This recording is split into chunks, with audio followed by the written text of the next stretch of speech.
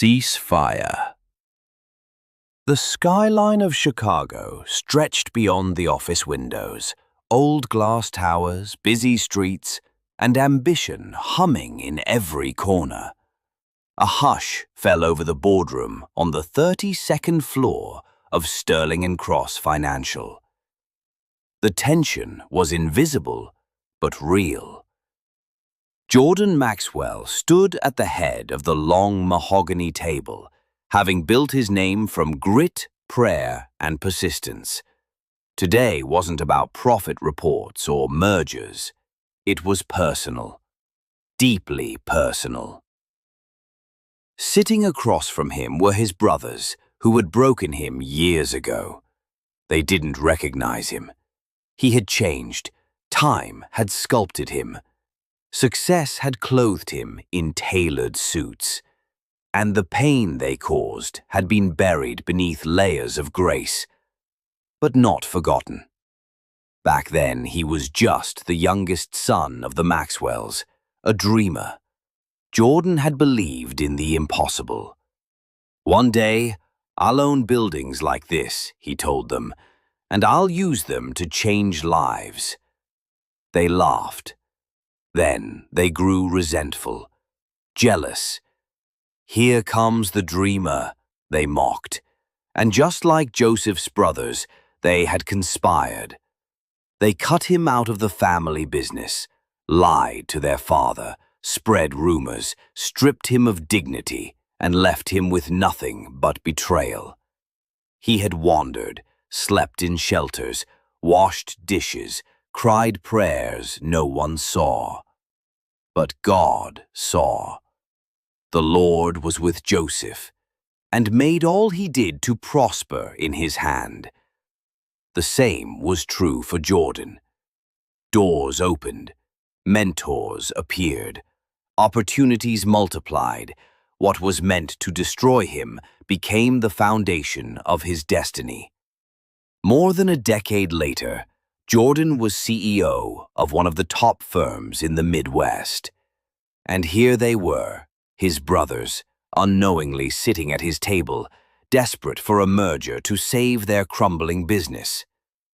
"Mr. Maxwell," one said, nervously clearing his throat, "our father is in the hospital. Our company is on the edge.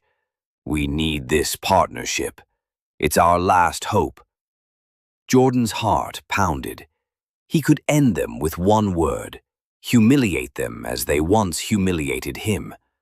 But then Romans chapter 12, verse 19 stirred within.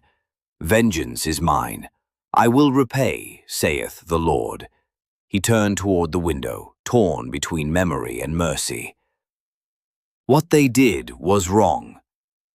But what if this is the moment God prepared me for? Another whisper from heaven reached him. "You meant evil against me, but God meant it unto good." Genesis chapter 50, verse 20. He turned back to them. "I'm Jordan," he said.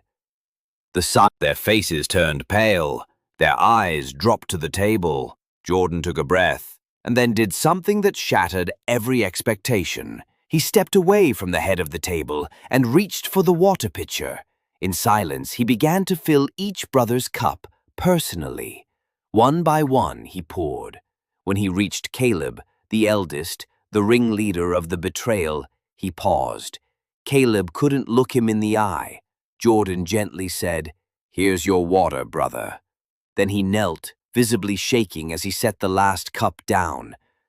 "You left me thirsty," he said softly, "but I won't leave you dry." No one spoke. Tears brimmed in the brothers' eyes as they watched the younger sibling they had abandoned return, not with vengeance, but with service. Jordan stood and said, "Let this be a ceasefire, not because you deserve it, but because God never abandoned me, and I won't abandon who I've become. Blessed are the merciful, for they shall obtain mercy." Then something holy happened. One brother broke down, weeping uncontrollably. "I'm sorry," he choked. I thought we buried you." His tears were a testament to the power of forgiveness and the hope for redemption. Another stepped forward. "Jordan, we did wrong. We killed the dream in you, but somehow it came back alive." His voice trembled with regret and realization, echoing the profound impact of forgiveness. Caleb, trembling, whispered, "You have every right to crush us, but instead, you healed us." His words carried the weight of their transformation from betrayers to the betrayed, a powerful testament to the healing power of forgiveness. Reflection.